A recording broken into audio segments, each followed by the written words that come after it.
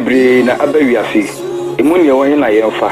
nti na Church of Christ the Bible nhwemu dwumadie ebrewo mimi da biara nonum ekosi no nsia anopa 5 to 6 am ewo Radio Universe 105.7 bonye mo kwan nwafre ewo dwumadie ne so na obe hu no kre no na kre no amaya de hye Church of Christ yaji Accra amanyakopon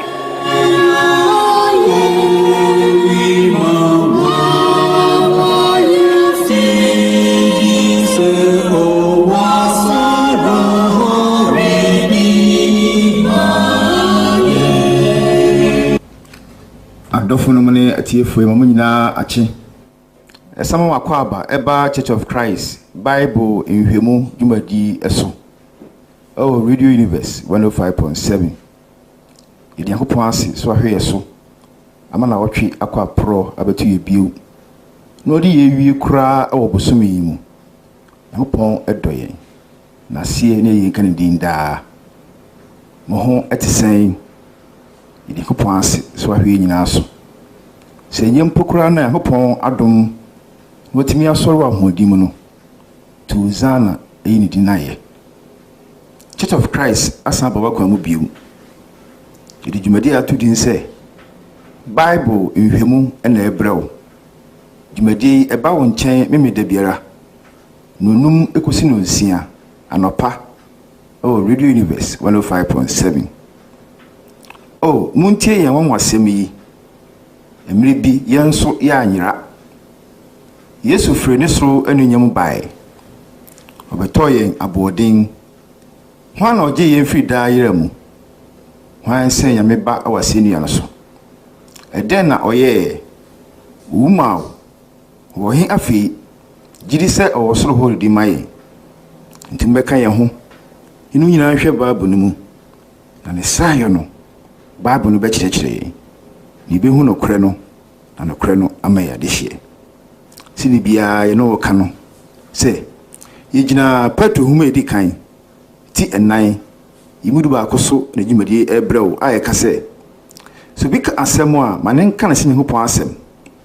so bi sumo a manen sumo se free ahodi ahopon de mamu na miso so ahyehopon anuonyam ade nyina mu ona anuonyam ani tumi e wona daadaa amen ahaye Radio Universe 105.7 Church of Christ Bible nhwemu na nemre aso ye frame Joseph Afuakwa mene ne dei nyehopon asem ebrew menko agyanim o mpaibom kronkron hin asafi howa yedawase so ahwe so ama adepa bi akye bekoso ayiwaye akamfo efise wosa yeye ene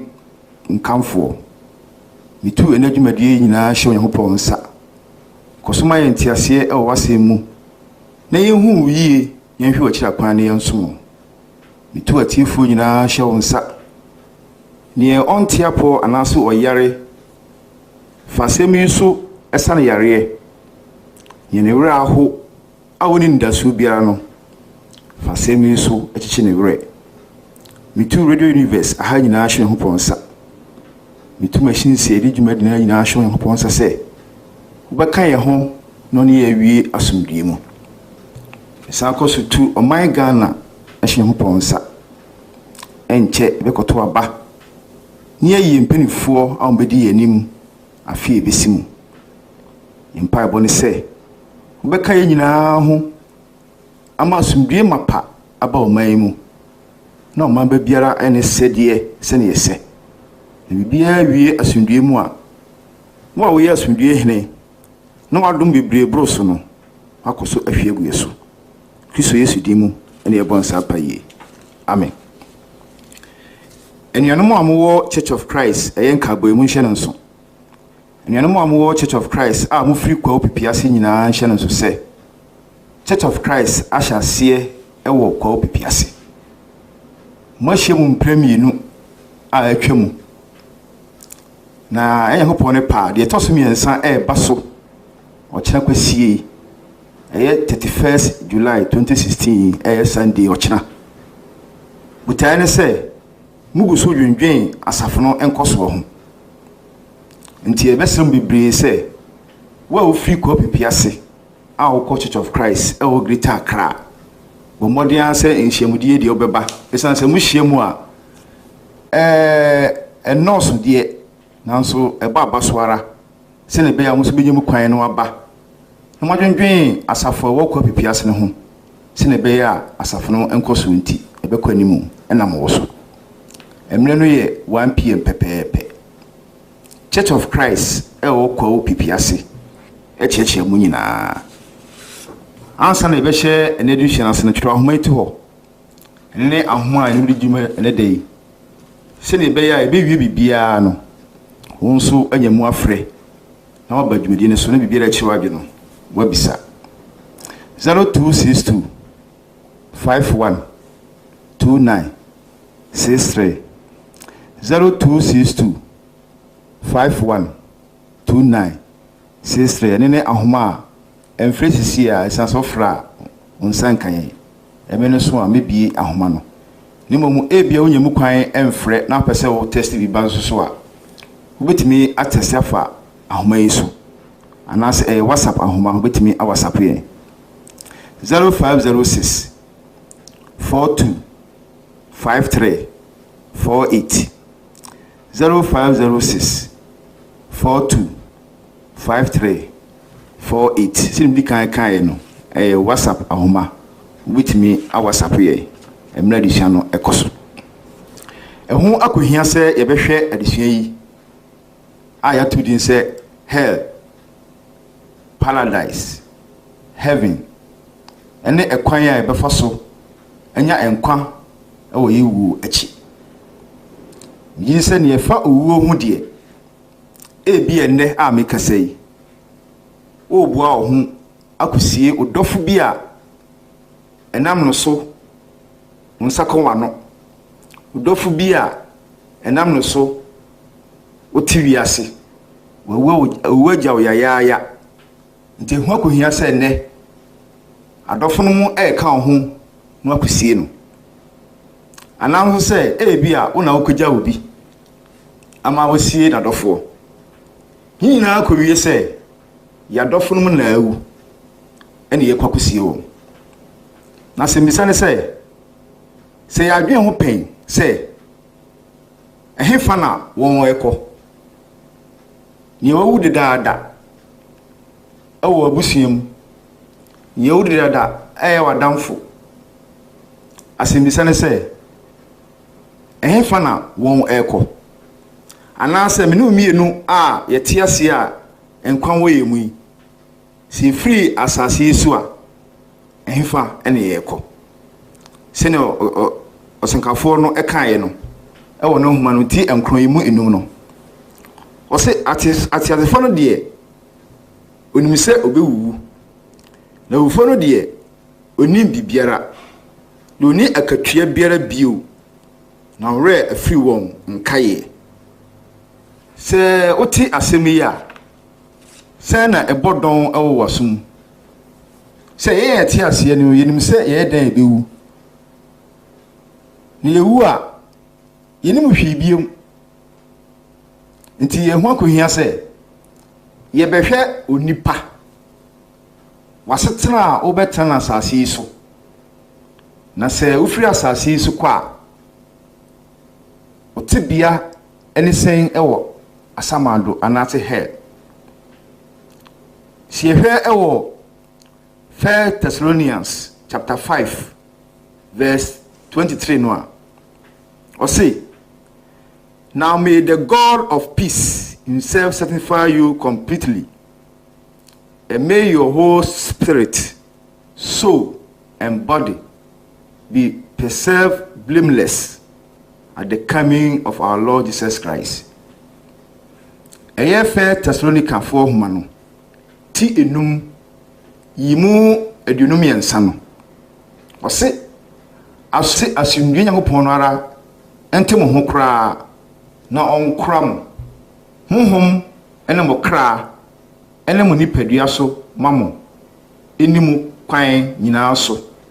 sede asam erema ho ye Awurade Yesu Kristo emaye nimu si ehwe aha yo enima be miensa a gina homa onipa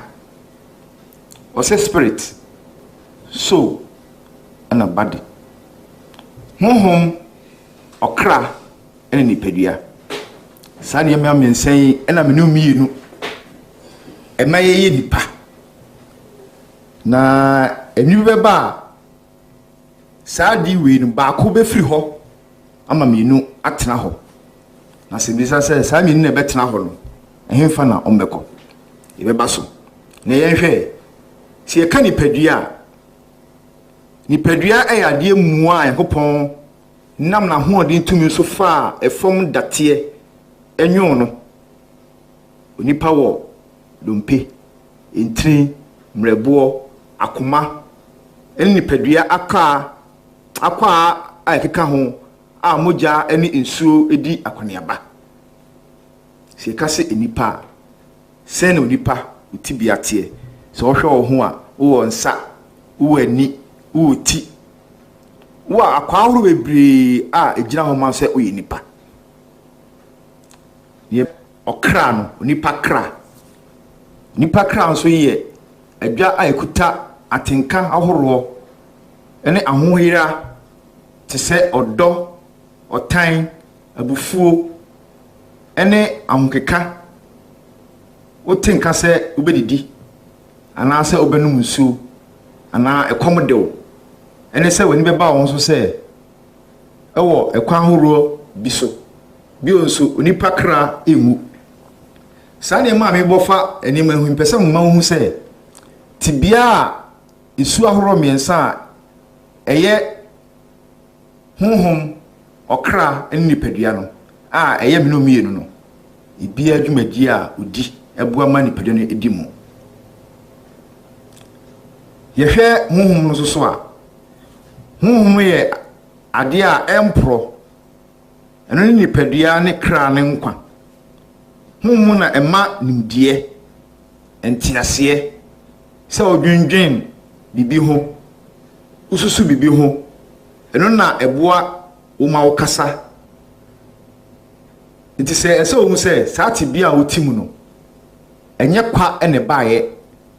Ehopon no bo ni tumpo so be sa adwumadi no na ode wo aba asase so se hwe Mose huma edi kan timienu yimu enso no a Genesis chapter 2 verse 7 no a o se Awurade Yakopon de fam datie nwunu onipa na ohu enkwa home gu ni hunimu onipa be ye okra tiasefo no se na tie no Yakopon na ofa sa kwan we so se me no mienu obenwuye na onwuye na ode niema ahoro bebre hihye yi mu sine be betimi anya tenka ibetimi adwen ibetimi susu bibi ho anase ye conscience anase ya hunim be kire ye se we papa we bone Yakopon no ye sa niema we mu nyina no bo nipa no o se ohome enkwa home egonimu nipa ebeye okrati asefo se yehu sane yesu etie se nipa dia edu baabi onipa ebeye asoden na se obetie Yakopon emra awanfa Yakopon mra anya hwe Yakopon kan se menkwa entra nipa mu enkosi daa home a ohome ma onipa na onipa no beye okrati asefo no na botai Yakopon de ne ba asase so onipa na ma asoden eni seti a wanye ama Yakopon asem no Yakopon kan se ne nkwa entra onipa mu enkosi daa nti se menu miye ne yehu se ne yetie yehu se ye honhom ye okra ene ye nipadua na emi beba ba ko beko se mdi kan kan no amanaka okra no ene honhom no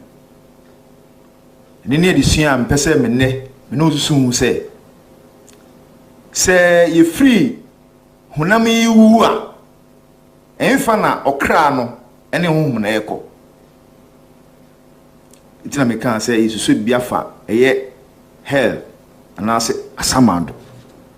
Se yɛkase asamado a Hebrew kasɛm no a yɛfrɛ no Sheol. Ɛne Greek kasɛm no yɛfrɛ no Hades. A ɔtaa kyerɛ aseɛ hell. A ɛyɛ baabi a nipa akra wawu ɛwɔ asamado. Se yɛhwɛ ɛnwom a yɛtɔ so dunsia yimu edunu a ɔsɛ na ɔrenya mekra asamado ɛyɛ Psalm 16 verse 10. Na ɔrenya mekra asamado ɔrema wo ɔhotini ehu mproye. Nkom hyɛ a David nam nyum to so ɛhyɛ yi Yesu Kristo ho asɛm na ɔka. Na mfoni a mpɛsɛ wotwa no ha ne sɛ wabɔ asamado ebidin. Ntina me bisa wo sɛ wadwen ho da sɛ wu a okɔhe. Ɔse ɔrenya mekra asamado. Ɛyɛ Kristo ho asɛm na ɔka. Nti sɛ opɛsɛ ɔte ase yi a yɛnsan hwɛ Isaiah chapter 14 verse 8-9. Isaiah chapter 14 verse 9. Ɔsɛ asamado a ɛwɔ asase ase tɔn no mpo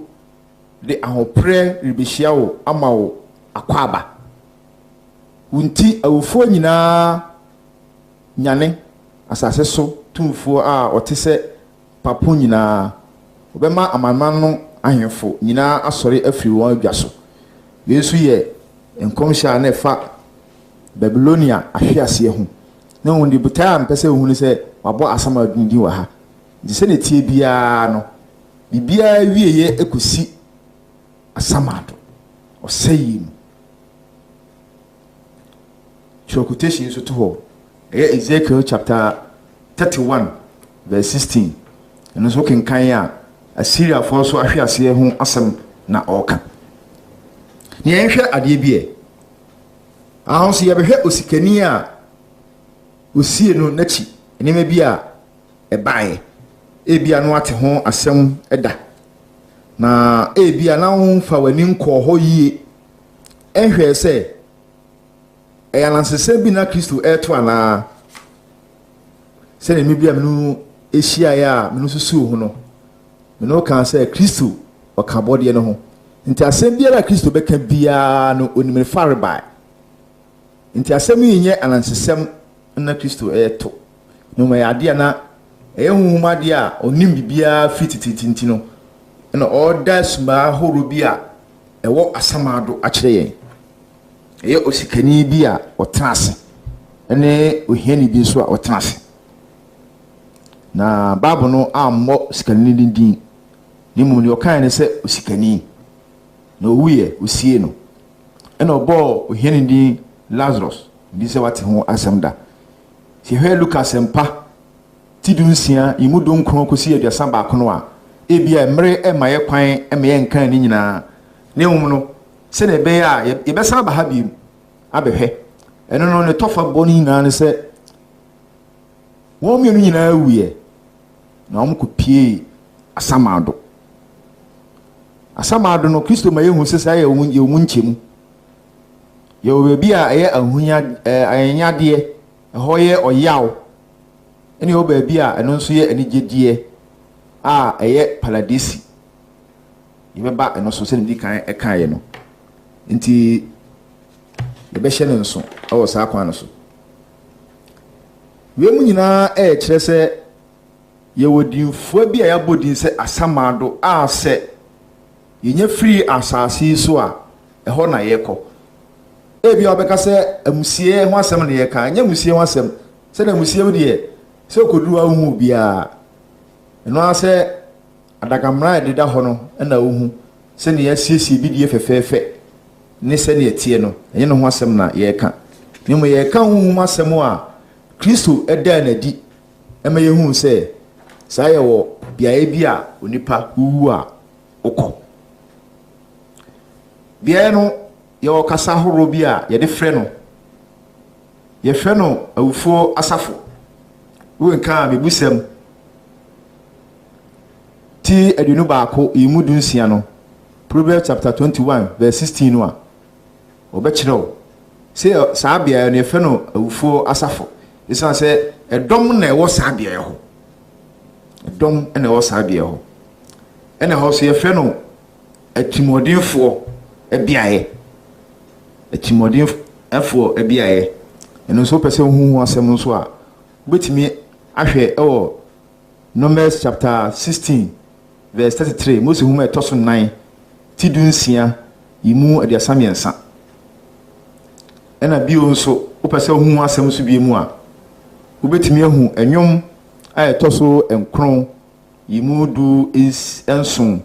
ɛyɛ Psalm 9 verse 17 we mu nyinaa so to bo ase kenkan a wobɛhu sɛ asamado ɛyɛ biaeɛ a si free asase so a menu mienu ɛne wɔn a mawu ɛne wɔn a nempo yɛkɔsie wɔn wɔn kɔ saa biaeɛ hɔ biaeɛ hɔ nso yɛsan frɛ hɔ papa ɛbiaeɛ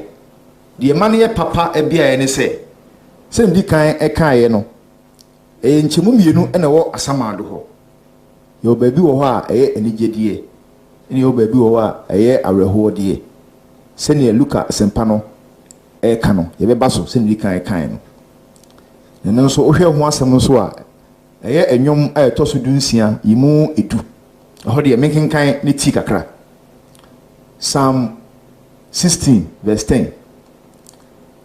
ɔsena ɔrenya mekra asamado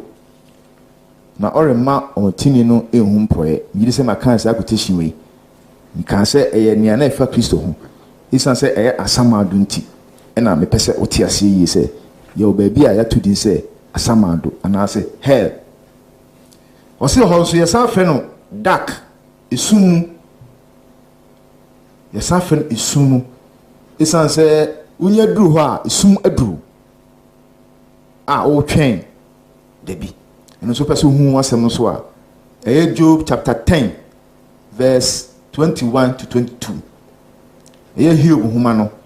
ti edu yimu adunu baako ekosi adunu mienu no ɔhɔ nso yɛfrɛ no adaban ɛban sɛ yɛagye bibi ho ɛban saa nneɛma wɔ mu nyinaa ɛkyerɛ tibia Bible no describe ɛyɛ hell anaasɛ asamado ɔsɛ awufuo nyinaa ɛkɔ saa beaeɛ hɔ awufuo nyinaa ɛkɔ saa beaeɛ hɔ na beaeɛ hɔ no ɛyɛ atrenefoɔ ɛne nnebɔneyɛfoɔ ɛne wɔ saa beaeɛ hɔ ne ku kɛseɛ ɛda afanu ntɛm na afei ne yɛnhwɛ ɛyɛ Luka sɛmpa no ti dunsia yimu donkron ekosi aduasa baako no ebi a yɛnka ne nyinaa ɛma ne nsi na tie ɔse no nipa bi yɛ ɔdefoɔ na ɔtaa hyɛ atadeɛ kɔkɔɔ ɛne nwura na ɔdaa ɔde afɛfɛdeɛ agyi n'ani aha no ɛnkyerɛ sɛ Kristo ɛɛka ɔdefoɔ a na sɛ woyɛ ɔdefoɔ nyamesuroni a ɛyɛ bɔne o anaasɛ woyɛ ɔdefoɔ ɛyɛ bɔne o ne ho ɔkyerɛ ɔdefoɔ no na tirimɔden a na ɔyɛ timodin a na ɔyɛ ɔsena ɔtaa de ɔdesrɛfoɔ bi a ɔfrɛ no Lazarus a ne ho nyinaa tutu akuro kɔtena na boboa no na ne kɔn dɔ sɛ odi nneɛma a efiri ɔdefoɔ no di bupon so egu fam ɛhyɛ na furu ma afei nso na kraman abɛtɛfɛ na kurom na bibi akyi no ɔdesrɛfoɔ no ewiɛ ɛyɛ ohiani no na abɔfoɔ fa no kɔ Abraham kukum ɔdefoɔ no nso ewi ɛma osie no na ɔman ni so no na wasamado na wɔ ahoyira mu na ohu Abraham wɔ akyirikyiri a Lazarus ɛwɔ ne kukum na ɔfrɛ no kan sɛ agya Abraham homemɔbɔ na soma Lazarus na ɔmfa ne nsa tea ano mo nsuo mu na ɔmfa madwome kɛkyerɛma efisɛ bibia me wɔ ha yi me ho ɛyira me sɛ ɔhwɛ mfoni ɛne tibia a onipa ewuo akyi ebesi a na Kristo ɛda mfoni bi adi akyerɛ me no mienu sɛ abɔde a Yakobɔn bɔɔyɛ na ɔde fam dɔteɛ enwo yɛn na ɔhome nkwa home ngu yemu Nye bɛyɛ ɔkra tiasefo no. Emiri bɛba baako mu bɛtete. A ɔka mienu. Enya na sesem ɛyɛ asɛmpa na Kristo ɛka. Eti hu yie sɛ wu wachi tibia yɛbɛkɔm ɛno no.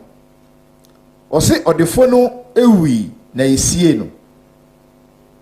Ɔde sreni anaso ohien no ayɛ Lazarus no so wiye abɔfo bɛfa no. Na ɔman ni so no ɛwɔ asamado no na nkyemu mienu wɔ hɔ. Enti nye obi ɛna ɛso awo sɛ wawu kwaha anaase kwaha.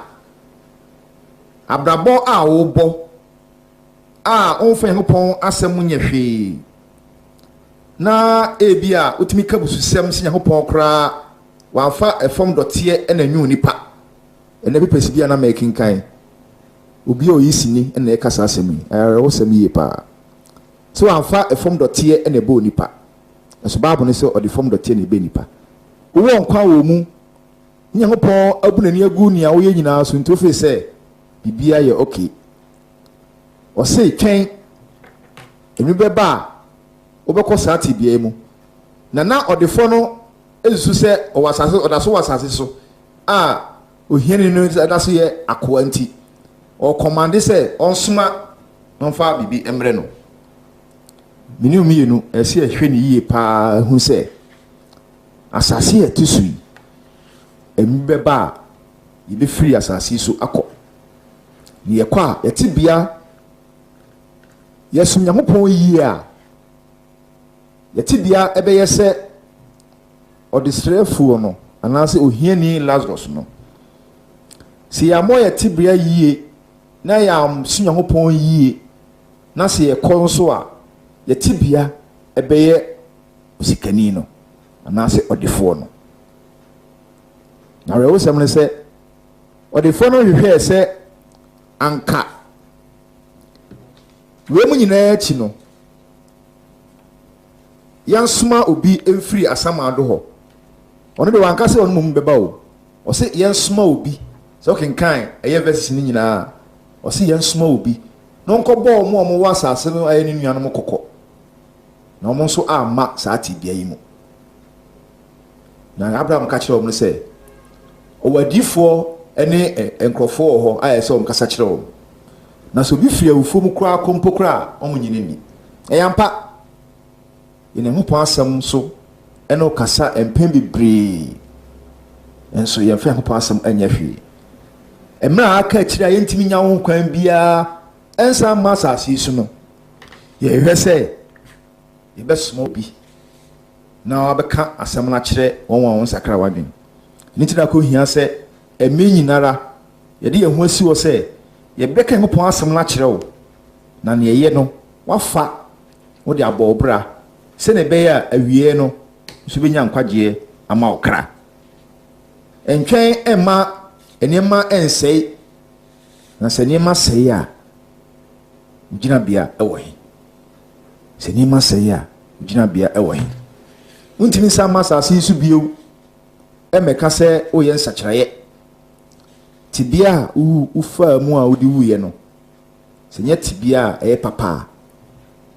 unni anoyɛ biara. Migiri sɛ nka ɔdefo no ɛwɔ akwanya foforo bi a nko betuma yɛ nsakyerɛyɛ afa ho a nka wɔyɛ. Na wanya nsakyerɛyɛ amfa ho no na ɔsrɛ ama atiasefo. Sɛ mdi kan kae no ɔsɛ atiasefo no nim sɛ obɛwuwu na wufo no deɛ onim hwee. Nti hwani a ɔdefo no srɛ yɛ o. Enso anu yie ne bae no Bible na anto aso biem. Na ɛsɛ ɔtena hɔ ɛtwɛn atemuda a menu mienu nyinaa ɛbɛba no ho. Na ne yɛde nipadua ɛyɛyɛ no. Yi nipadua ɛyɛyɛ a ɔkra no honhom no ɛmpɛ no. Sɛ Yesu ka sɛ honhom no pɛdeɛ na nso honhom ɛyɛ mmerɛ. Yɛde yɛ honam akɔno akyi ayɛ ne mebree atia ɔkra a ɔte yɛ mu no. Empɛ bebe no ɔkra no di yaw. Ɔkra no di yaw. Honhom no di yaw. Ɛsan sɛ ɛte nipadua no mu nti. Na nipadua no akɔnɔ eye niema emfatanti odi yaw de biara neno na ebema so amoakobu akonta achi Nyankopɔn awie edan timesre nyina se yebetu anamo a betimi aboa ama yetimi anya nkwagye da edi akire yehwe paradisi anase paradise anase paradise no eye ahotobia ahoto ebia so di akenkan no efa obabu edi akire kenkan si ya ubon se na odefo no ebre ewasamado ho ena ohiani odesrefo no nso eginani ne ho ato no oso no wa Abraham kukum o hye Abraham nchen hwi ehia na ewura acheche we mamu ihu asomfo a omosom Nyankopɔn no no kuremu no omokra eretwen atemuda no bisa won se Abraham bae mfie duo nie emra na Kristo eka sa asem no na emfe bebre abatwam Kristo so bae twam nso 2000 years ago 16 kura betoso enti we kire se ye nipa ka se wu a na wawu no enye no kre enti mane enye wutrim de enhwahwa ho eni bone so bu su se ogene kra fi ni nsem a na bibia ti otwa oboa se wasu bibi hu se sia se ateti nti pese oje o kra fi nsem a onua hwesan arewo sem no se obi akunase akunima owie no osu se solution a obetimi aya ne se ono so beku ne ho na se bibia ti otwa oboa bibia ti ntwa ewu achi se Kristo abo Abraham din tete Abraham a yenim no din se odefo no wuye na odesrefo no ayo ohiani so efen Lazarus so wuye no o se ohiani Lazarus no Abraham kukum nti nyawa bin se oje okra fru nsem no akọ free da nti menye possible no se onya ntu asa na mo no a ebi matu sa na mo no ekobre na wo de wo nkwam yensachiraye paradisi anase paradise ahoto bia hono na Lazarus odisrefo no na owo anase ohiani na owo na paradise baby a nipa a won tra awurade mu yie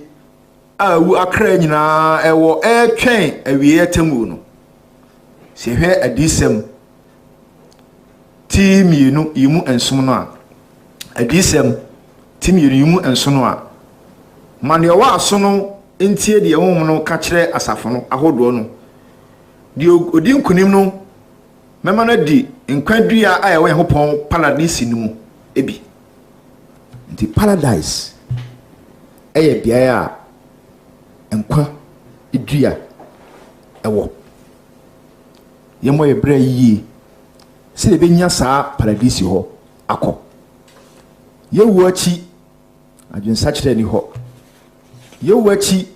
yeni akwanya bia ebetimi afa so ayensa kiraye nti na ya te hopon asem yi yemo modin ase yebe hye sapom suo si enim Nyankopɔn a yenhwe na kira kwan si yetiboni mu a yensa kiraye yensa kira adwen emfiri boni atimu no se ne be ya yewu achi no tibia ebekomu ansa na atimu da a yekase ne beba no minumiyenu yenya ahoto ewo ho heaven osoro ahimam nyiri se wate ho asem bebre osoro ahimam ye bebi Nyankopɔn wo eho na Yesu Kristo eka se trabia pi wo magya fie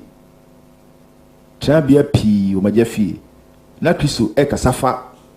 osoro ahimam emno no nasuafo ehia se mo akoma tutu mo mama akoma ntutu mo Nyankopɔn ni amenso monye mini trabia pi wo magya fie sankente saa nkama kire mo se nikusiese babi amamo na se me call me ko sisi bebi ma mo a member bi abefa makom nchen na bibia me wo no nso aba ho we ye bɔhyɛ kɛse a Kristo ɛde ahyɛ wɔn a odi n'akyi nyinaa sɛ asase ɛne mu nyinaa twam sɛ ɛte ase no bɛbɔ o sɛ ewu ne yɛbɔ brapa ne yɛbɛkɔ paradise no bɛbɔ o awie ne sɛ wɔsiesie baabi ɛwɔ ɔsoro ahima mu o ama wɔn a ɔyɛ setie ɛma no ne dabi no enyankwagye ama yɛ kra sɛ etu saa namɔ yi emre nkwa wɔ yɛ mu yi yɛ hwɛ Nyankopɔn akyira akwan yi a ngiri sɛ Nyankopɔn yɛ nokwafo oni yɛ hwɛmɔ de biara da aha yɛ Radio Universe 105.7 Church of Christ Bible nhwɛmu ɛna yɛgu so ɛna nhwɛmu me Joseph Afuakwa ɛna no kyerɛkyerɛ saa nsɛm mu sɛ mdi kan kae no ɛho akohia sɛ yɛbɛhwɛ ɛyɛ hell paradise heaven ɛne ɛkwan a yɛbɛfa so anya nkwa ɛwɔ yɛwuo akyi nsafe no wabi already no a winya disua a igu so enu ɛkyɛ megyere sɛ wobɛbisa ibisa saa nsɛmfo awei ahwɛ sɛ who we are yɛ hwanom yɛ nkrɔfo a Nyankopɔn de ɛfam dɔteɛ na nwu yɛn wɔde fam dɔteɛ na nwu yɛn Moses who made kind Genesis chapter 1 verse 26 and 27 no. Was ya the whole form dot and a new ye papa Adam. Into ye dot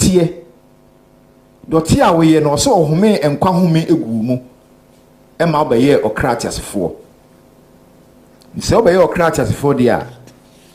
Any as him say a didn't in ye waha. A didn't in ya menu. Yewaha Yewaha say ye beji ani na yewu a na asa se no bi dia enwom se mayenyi ani ni yewu a na asa se ndu kan kan no wu a ensaye wo ni me bibira ese wo ye ensachira horo bibira ese wo ye nti hwe Yohane Sempa tidun so yimu enanu akenkan ana Colossians chapter 1 verse 16 no a bekyerɛ sɛ die nti yɛ waha no si yɛ be sum Nyankopɔn wa mmoɛ keke obutaa bi nti na ɔde bɔyɛ butaa bi nti na ɔde bɔyɛ I say where do we go when we leave this place fa na yɛ kɔ sɛ free asase so a yi sɛ ne dem du kan enu asusu ho yɛ kɔ asamando a yɛ kɔ no biae mienu paradisi se na Kristo wo asemia no so na o ka kire akronfo ane abo won na senuam no mu baako ekasati a Kristo no ba ho kan se jai ye de boni a ye so ketwa ne yenya na we de boni bi ani ne ho na o twani ka kire Kristo se ukọ oso ahimamu akae me Yesu se enne obeka me ho e wo paradise Kristo ko asama do ho o ka asempa no wo ho we have First Peter chapter 3 verse 20 and 21 no a e be kire wo okọ ho omo atetete esuyiri time no enu wa time no omo ya asode no o ka asempa no kire wo na ho bia no se nne obeka me ho e wo paradise enti efiri asase we so a bebi ekọ bia mienu ebe gina ha amati bia na wo mu asase yi so na otu mu si wo so be so Nyankopɔn na se mbizan se enne wa hwe Nyankopɔn akira kwan ana so wa hwe Nyankopɔn akira kwan dia ene ne me ka kira wo no se Nyankopɔn se bra ne nkyɛn oso mu amaso ani so nyina na mokon ebu no bɔne ɛyɛ adesoa a ɛso me no mienu sɛ ɛyɛ ahoboa si yɛbɛtwe yɛn ho afiri bɔne ho a Nyankopɔn ayɛ krado ɛmfa ho sɛ ne yɛbɔ ne tie biara wadi awu wabɔ koro no wabɔ adwaman wɔte adwamamɔ mu woyɛ ɔwaresɛfoɔ Tibia be na ohu mu oboni mu. Kristo se ogina wakoma pon ano ebomu. Emfa wo se na oboni ti biara. Bra ne nchen na obegye wo. Na nsa na baba Kristo nchen no na obegye wo no. Agye ye wo eye wo awo foforo. Ye wo na nipa dada na eye nipa su. Ana se wahunim a enye ahunim pa no. Your conscience enye conscience pa no. Wona masubo so benyansa kyerɛ. Asubo ade a hopon asiesie wato ama me no mienu nyinara.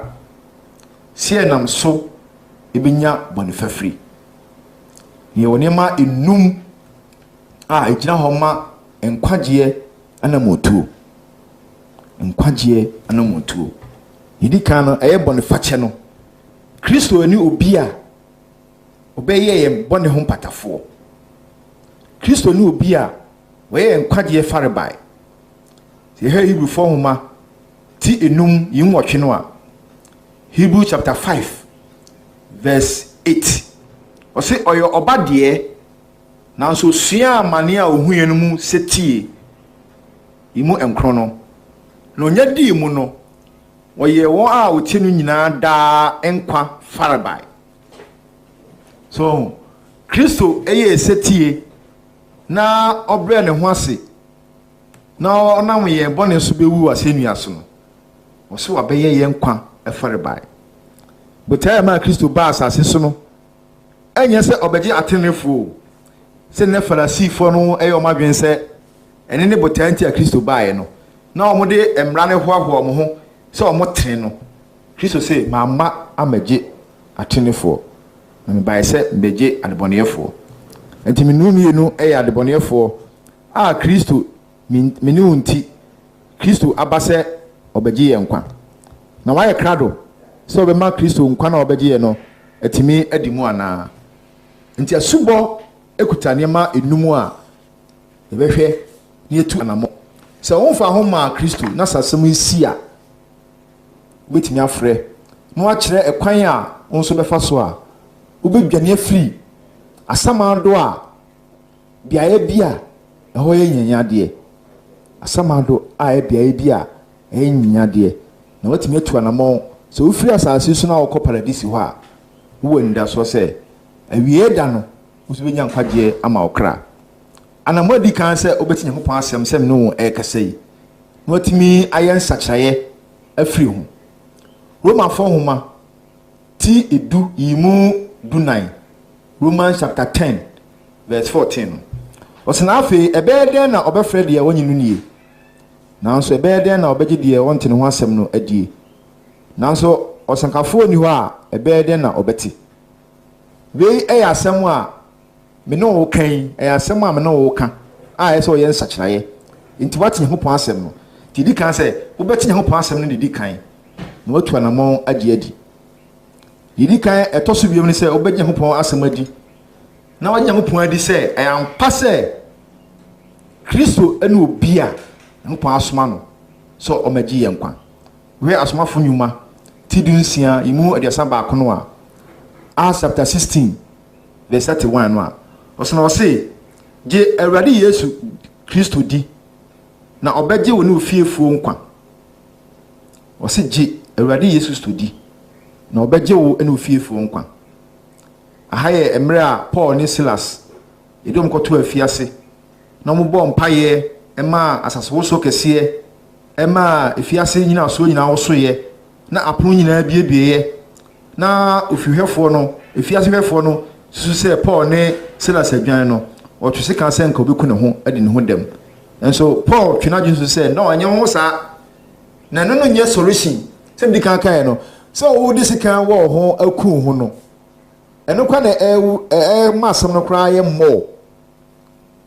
no ofihwefo no fe se afiase hwefo no fe se so oku ne ho a wa wie na Paul se nya sa nku ho ne mum ti asemi na nsakyraye nti no se je Awurade Yesu Kristo di na obegye wo ne ofiefo nkwa nti nei se ogi Kristo di se Nyankopon na soma no menu mienu nkwagye nti o se nkwagye ni obiaa mu edi fufuro ni asase so ode ama nipa ji yenkwa eka Kristo Yesu di ho asomafo nyuma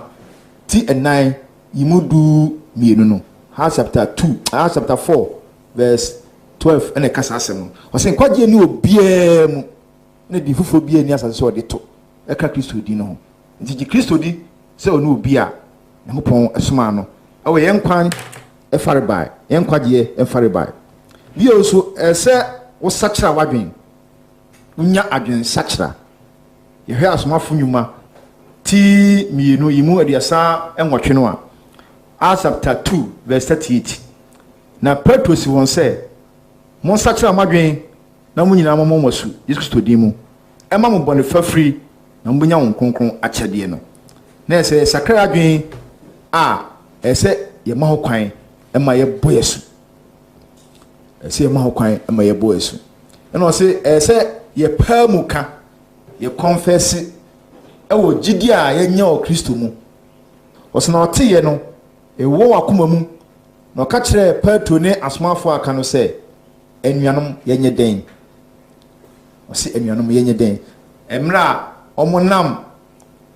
omonpeni fo so yi Kristo mae na onkonkone ba asuafo no so no moka Yakobon asem no na mutu sa na mo se nti ye nye den se sa ne ma we mu nyina be ba ye so dia ene ye nye den asomafo nyuma ti mienu imu adiasa enson no ti mienu imu adiasa enson no chapter 2 verse 37 ena oka asasem no no se Roman 4 homa ti edu imu enkron ne edu no ene nso ka se na se wode anopa mu ka se Yesu ni Awurade na do akoma gidi se Yakobon anya na frɛfu mu a obegye wonkwa na koma na ogididie ko tini mu na ano na opa mu ka ko enkwagye mu na se wano na wode pa mu aka no na wode ka ko enkwagye mu enche bia mebie ahoma no na uniti a wa ne se o pa Kristo din mu se ne opie ne bi eyeye no ewo asomafo nyuma ti nwotwe yimu adiasa enso no a chapter 8 verse 37 no eno ne mpamu ka opie ne bi eyeye osna Philip se wode wakoma nyina gidi a ho kwan saa na obu a ese migidi mi di se Yesu Kristo ni Yakobon ba saa mpamu kan na ese wo ye ene ne anamo a wo ye a yesi ebo wosu na wie kura wo ho no na mebie ahoma no se wo ye saa wie a ese ebo wosu ntimna opiani no Philip esene se wode wakoma nyina gidi a ho kwan saa no no bu a se migidi se Yesu Kristo Yakobon ba no oso hye Matias sara no ginae na Philip no opiani nyina akonsuo no na obo nasu no mu fi nsuo mu ye den epie ye na opiani de anije ekoye se onya bosu na anije abetwe wakoma mu amhu se tibia na nka wo mu no afiri mu wafiri owuo tibia enye ni mu aba enkwate bia mu emra Kristo wasase so na osoma na suafo no asem o kan o Matthew sempa ti adunu motwe imu dunkron no o se enti mon kokoye amanman nyina masuafo na mo wasu nhye agya ne oba ene won kunkun dem mo wasu nhye agya ene oba ene won kunkun dem na ese ne edihye nyina ebebo ne pone se emra Yakobon de fom dote anyom no mienu na emri beba e be free asase so ni akọ asamando hell no yo bia mienu wo ho yo paradisi ene ye wo bia a hinya de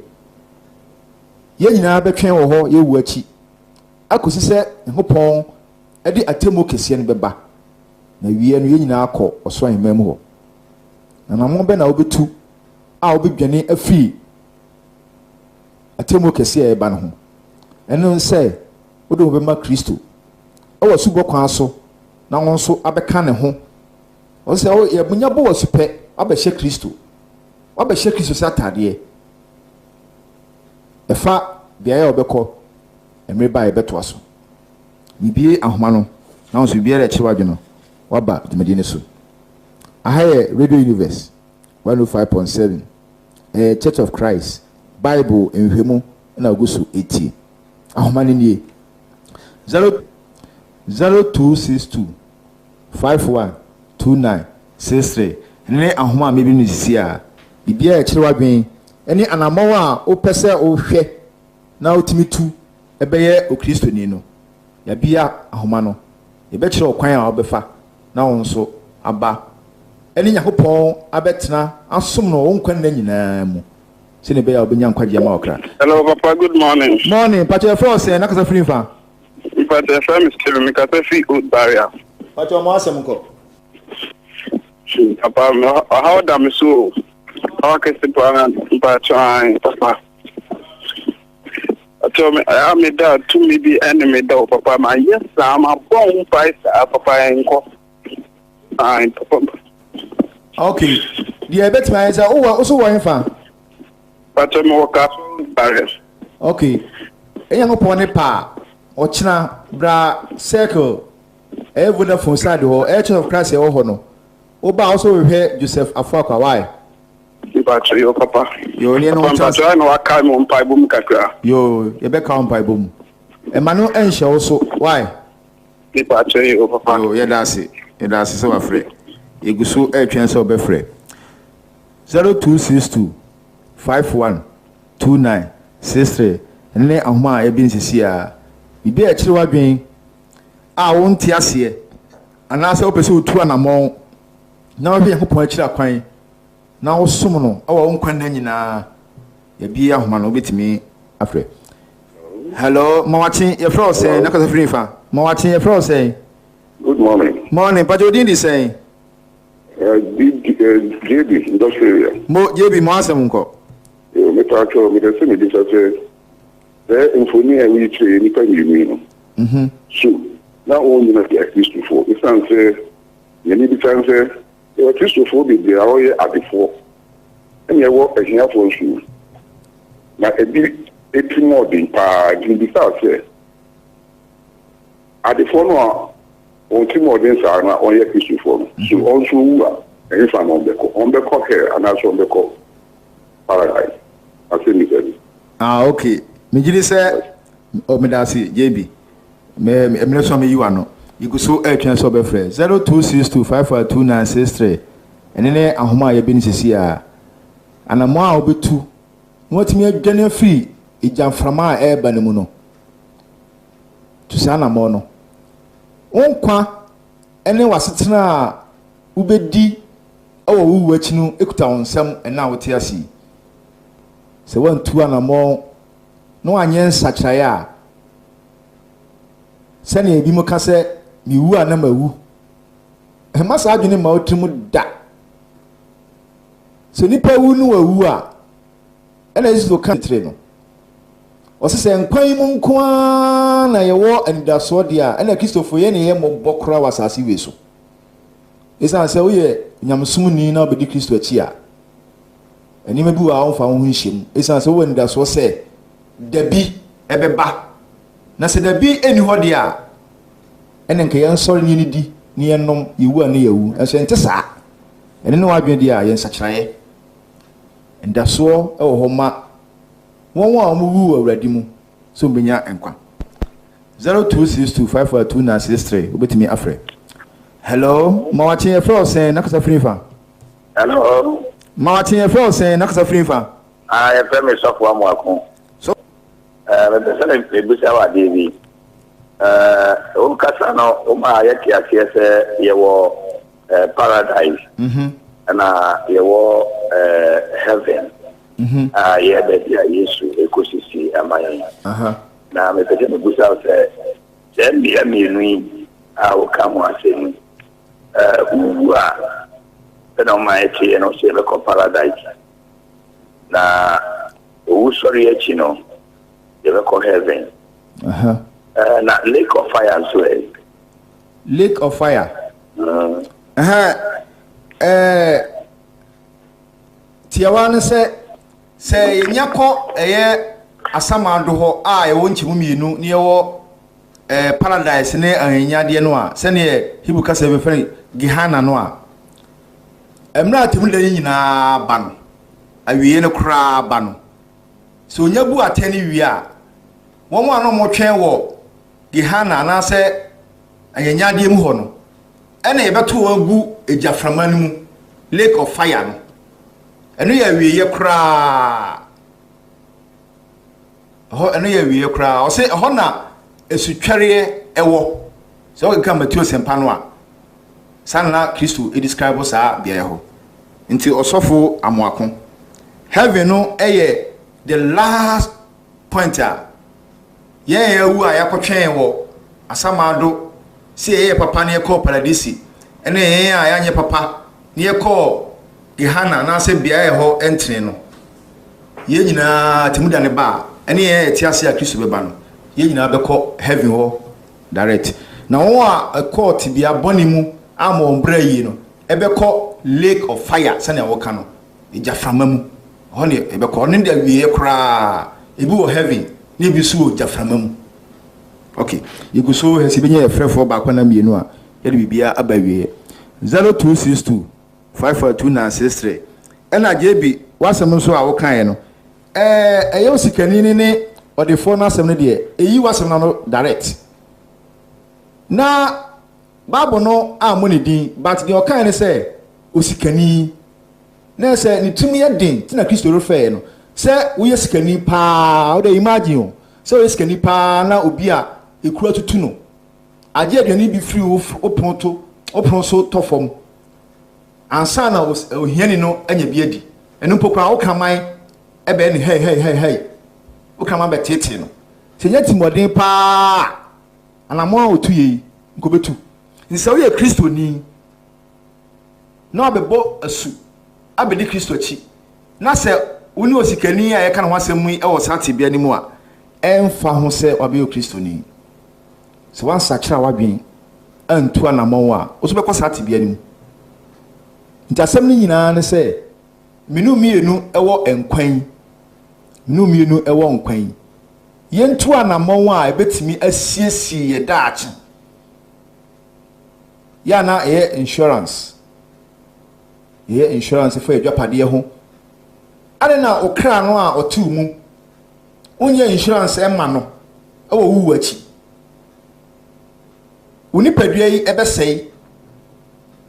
na okra otu mu no obenye ni padua foforo na sa ni padua foforo obenya no tibia wo mana komu no so obekomu awie bre no eyo jaframa mu babu no se eyo suchere ene beba sa bia ho nti ya hwe ni yie antu anamo anye nsakaye emra yeti nkwan yi mu a minuminu yebedwane afri ho sen adisia de bre o no se hell paradise heaven ene anamo a ese ye faso yinya nkwa se wate ho pon asem no a yen sakre obetimi asra Church of Christ biere ben wo awon cheche yi mu na anamo a opese obeye ne ho pon dia no na wo dwane free da ho yira ebeba wo achi na wo achi kura na temu dia no beba no watimi adwane afri ho ayensisie sabri na se Kristo ba wo so anya nkwaje ama wo kra wo be hia ye bio na wo tese nne nonum ekosi no nsia anopa our Radio Universe 105.7 Church of Christ ema munyina achi bio esa mamunitie nyopon entinanim enkyerɛw nyopon nkoso ma wo ho ban no nkoso ma wo ntiase na esa adwi hu bio sɛ saa mi wuo achi sɛ mama me bra yi a mekɔ bia a enye na yen sakraye ne dai nyopon kan ho no nsa yare wa nyina ma wo onfa wo nkɔ no nfa wo mra asundue mu o Kristo Yesu din mu amen yefiri ha obetimi afrɛ me ewa dusua mu bibiara eba ya wonte ase no yakoso adwendwen ho 024 321 9844 024 321 9844 obetimi so akọ Facebook akọ church radio adusua yeso nyina dato so betimi asan atie bio na bibira ya kyerɛ wadwe no ye no akoso asua ye frame Joseph Afakwa na Nyankopɔn asɛm ebrɛwo siru ye bɛda Patrick ase no chichi mafini fuma emayen eni atiefo nyinaa sɛmo ye aso ma Nyankopɔn asɛm Nyankopɔn entina nim ema mo nyinaa Kristo Yesu din mu amen.